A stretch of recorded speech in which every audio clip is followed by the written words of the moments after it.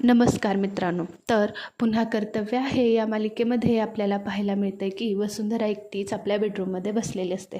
हे बघून आकाश तिच्याजवळ जातो आणि म्हणतो की कसला विचार करताय. तेव्हा वसुंधरा म्हणते की कसला नाही. तेव्हा आकाश म्हणतो की हां, मला माहीत आहे तुम्ही कसला विचार करत आहात. वसुंधरा बोलते की कसला विचार. तेव्हा आकाश म्हणतो की तेच ना, तुमच्याकडून त्या पेपर्सवर चहा सांडला. अहो पण काही हरकत नाही ना, ते काय तुम्ही मुद्दामून केलं होतं का.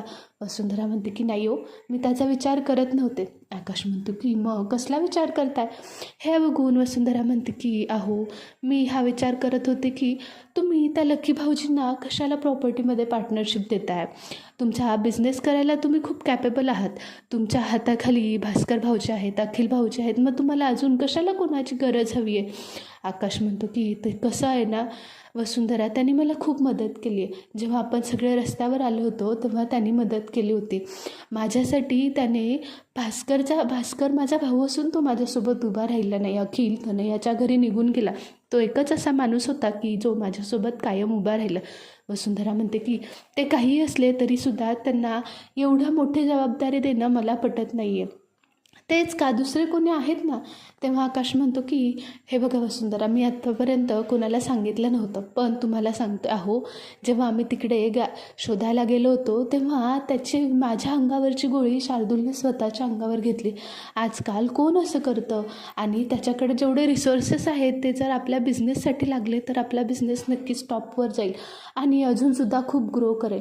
तेव्हा वसू म्हणते की आकाशराव, माझा तुमच्यावर पूर्ण विश्वास आहे.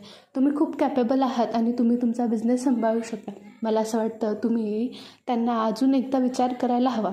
आकाश म्हणतो की नाही वसुंधरा, त्याने माझ्या बाजूने उभं राहिला, कशाचाही विचार न करता तो माझ्यासाठी लढला. मला असं वाटतं की त्याच्यापेक्षा आपल्यासाठी बिझनेस पार्टनर म्हणून कोणीच चांगला नसेल. हे ऐकल्यानंतर वसुंधरा गडबडते आणि शांत बसते. तेव्हा आकाश म्हणतो की असू द्या, झोपा आता, खूप उशीर झाली आहे, सकाळी बघू आपण काय ते. असं म्हटल्यानंतर आकाश वसुंधराला घेऊन झोपायला जातो. तेव्हा वसुंधराला लकीचा फोन येतो. ते बघून वसुंधरा खूप घाबरते. वसुंधरा आकाशसमोर फोन उचलते. ती म्हणते की हॅलो. शार्दूल म्हणतो की काय वसुंधरा रानडे, कसे आहात. मग काय, कसली तयारी. वसुंधरा हळूच बाहेर येते आणि म्हणते की घाई घाणेरडं बोलू नकोस, कशाला फोन केलायस ते सांग. शार्दूल म्हणतो की का, काही गडबड आहे का. तेव्हा वसुंधरा काही ऐकत नाही आणि फोन ठेव म्हणून सांगते तरी शार्दूल काही ऐकत नाही.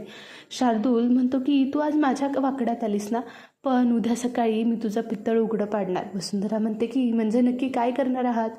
तेव्हा शार्दूल म्हणतो की उद्या तुझ्या घरातल्यांना एक मूवी पाहायला भेटेल, शार्दूल वर्सेस वसुंधरा वेडिंग. हे ऐकल्यानंतर वसुंधराला खूप भीती वाटते. वसुंधरा म्हणते की तू असं काहीही करू शकत नाहीस. शार्दूल म्हणतो की मी आता काय करू शकतो हे तुला उद्या कळेल, असं म्हणून तो फोन ठेवून देतो. इकडे शार्दूल आपल्या घरी गेलेला असतो. आरडाओरडा करत असतो. सगळी कपाटातली सगळी कपडे बाहेर काढून लग्नाचा पेनड्रॉय शोधत असतो. तेव्हा आईवडिलांना विचारतो की कुठं आहे तो पेनड्रॉय. त्याच्या आईवडिलांना थोडा वेळ कळतच नाही की हा कशाबद्दल बोलतो. हे बघून त्याची आई म्हणते की अरे पण तू कशाबद्दल बोलतोय. तेव्हा शार्दूल म्हणतो की तोच पेनड्रॉय ज्यामध्ये माझ्या आणि वसुंधराचं लग्नाचा व्हिडिओ होता, तो पेनड्रॉय कुठे आहे की तुम्ही लपवून ठेवला. जसं खोटं डेथ सर्टिफिकेट बनवलं, माझं श्राद्ध घातलं, तसं पेनड्रॉय पण तुम्ही गायब केला का. हे बघून तो त्यांना बाजूला ढकलतो. त्याचे बाबा अक्षरशः बेडवर पडतात. शार्दूल त्याचा अजिबात विचार करत नाही आणि तो ड्रॉवरमध्ये शोधायला लागतो. त्याच्या हातात पेनड्रॉय लागतो. तो खूप खुश होतो. तेव्हा तो म्हणतो की आता खरी मज्जा ना. बाबा म्हणतात की अरे तू काय करणार आहेस. हे बघून शार्दूल म्हणतो की तुमच्या लाडक्या वसुंधराला उद्या एक तिच्या लग्नाचा पिक्चर पाठवतो ना घरी. हे ऐकल्यानंतर तिच्या आईवडिलांना खूप भीती वाटते. शार्दूल तिथून निघून जातो. इकडे आईवडील काळजी करत बसलेले असतात की आता हा शार्दूल पुढे जाऊन काय करतोय, यासाठी ते डोक्याला हात लावून बसलेले असतात. सकाळ होते. सगळेजण बाहेर बसलेले असतात. सगळ्यांच्या गडबडीत असतात. आकाशच्या मागे जशी खाण्यासाठी लागलेले असते, पण आकाश उशीर झाला म्हणून तो जातो असं बोलत असतो. तेवढ्यात वसुंधरा तिथे येते आणि म्हणते की अहो काहीतरी खावा. तेवढ्यात बेल वाजते आणि बेलमधून कोणीतरी पार्सलमध्ये चांगला पेनड्रॉय पाठवतं. हे तनया हातात घेऊन आतमध्ये येऊन सांगते की कुणीतरी पेनड्राईव्ह कुरिअर केला आहे. आकाश म्हणतो की अहो कामाचाच असेल, ते आत्ताच बघतो, परत ऑफिसमध्ये गेल्यावर मला खूप काम आहे. वसुंधरा म्हणते की अहो आत्ता काय गडबड आहे, प्लीज तुम्ही खावा ना. ती पेनड्राईव्ह न बघावं यासाठी खूप प्रयत्न करत असते, पण आकाश पेनड्राईव्ह लावतो. वसुंधरा पुढे ते विचार करते की आता पुढे काय होईल काही माहीत नाही. हे बघितल्यानंतर आकाश पेनड्राईव्ह लावतो. पेनड्राईव्ह बघून सगळे एकटक बघत असतात. त्यात कुठली तरी जुनी मूवी दिलेली असते. हे बघून जश म्हणते की हे काय आहे. तेव्हा अवनी म्हणते की मग दिली तर नवीन तरी मूवी द्यायची होती, हे काय जुनं दिलं आहे. तेव्हा आकाश म्हणतो की अहो ते चुकून आलं असेल, हा पेनड्राईव्ह परत पाठवा आणि त्यांना सांगा की ओरिजिनल पेनड्राईव्ह पाठवा ज्यात खरंच डॉक्युमेंट्स आहेत, ते कन्फ्युजनमुळे आलं असेल. हे ऐकल्यानंतर वसुंधराला कळतं की हे शार्दूल आपल्याला फक्त आणि फक्त धमकवण्यासाठी करत आहे. हे असं कळाल्यानंतर वसुंधरा आपली शांत बसते. आकाश कामासाठी निघून जातो. वसुंधरा आपल्या आईवडिलांना भेटण्यासाठी घरी जाते.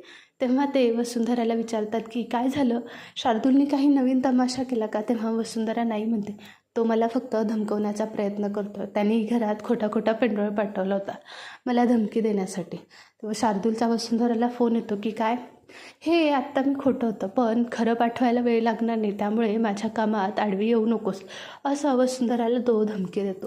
ती आईवडिलांना सांगते की अहो शार्दूल फक्त आपल्याला धमकवतोय, त्याला सांगायचं असतं तर कधीच सांगितलं असतं, त्याला फक्त असं वाटतं की आपण त्याचं सगळं ऐकावं, पण असं जर केलं तर आपणच त्याचा डाव उलट केला तर त्याचेच पुरावे आपण आकाशवांसमोर सिद्ध केले तर तो आपला काही बिघडवू शकत नाही. आईवडीलसुद्धा खूप बरोबर आहे असं म्हणतात. तेव्हा वडील म्हणतात की नक्कीच त्याचासुद्धा काहीतरी भूतकाळ असेलच, त्यानेसुद्धा भूतकाळात खूप चुका केल्या असतील, कुठेतरी टोचती सुई असेलच, ते आपल्याला शोधून काढलं पाहिजे. वसुंधरा म्हणते की ते काही असो, आता मी स्वतःच शोध घेते त्या सगळ्याचा, असं म्हणून वसुंधरा शार्दूलचे पुरावे गोळा करण्याच्या मागे लागलेले असते. इकडे शार्दूलला भेटायला विशाखा आलेले असते. विशाखा शार्दूलला विचारते की अरे तो आकाशच्या मागे का हात धुवून लागला आहे, तो माझ्या मुलीचा जावयाचा मोठा भाऊ आहे, त्याचा बिझनेस आहे, तू त्याच्यामध्ये येऊ नकोस. तेव्हा तो म्हणतो की हो मलासुद्धा तेच हवं आहे. विशाखा म्हणते की अरे पण तुला त्याच्यामध्ये पार्टनरशिप का हवी आहे. तेव्हा शार्दूल म्हणतो की आहे माझं काही पर्सनल. तेव्हा विशाखा म्हणते की पण माझी मुलगी रस्त्यावर आलेली मला चालणार नाही. शार्दूल म्हणतो की हो तुम्ही हे सगळं का करताय मला चांगलंच माहिती आहे, तेच ना तुमच्या मुलीच्या हातात सगळी सत्ता यावी, सगळं तिचं ऐकावं म्हणून तुम्ही हे सगळं करताय ना. विशाखा म्हणते की हो काहीही झालं तरी मला त्या सगळ्यांचा माज उतरवायचा आहे. शार्दूल म्हणतो की आपल्या दोघात एकच गोष्ट कॉमन आहे की आपल्याला त्यांचा माज उतरवायचा आहे. तेव्हा विशाखा म्हणते की नक्की तुला कोणाचा माज उतरवायचा आहे. शार्दूल म्हणतो की ते काही नाही. विशाखा म्हणते सांग ना काय कोणाचा. तेव्हा शार्दूल विशाखाला सांगतो की मला वसुंधराचा माज उतरवायचा आहे. विशाखाला हे ऐकून धक्का बसतो की आता याचं काय वसुंधराशी कनेक्शन, पण ती काही विचारत नाही, कारण शार्दूलने आधीच सांगितलेलं असतं की मी फक्त नाव सांगतो, ह्याच्या मागे पुढे कोण कुठे कसं काय हे विचारायचं नाही, तो त्याच्याच ड्रामामध्ये असतं. विशाखा म्हणते की हो मलासुद्धा तिचा खूप माज उतरवायचा आहे, तिची खूप हिंमत वाटली आहे, मला नको नको ते बोलली आहे.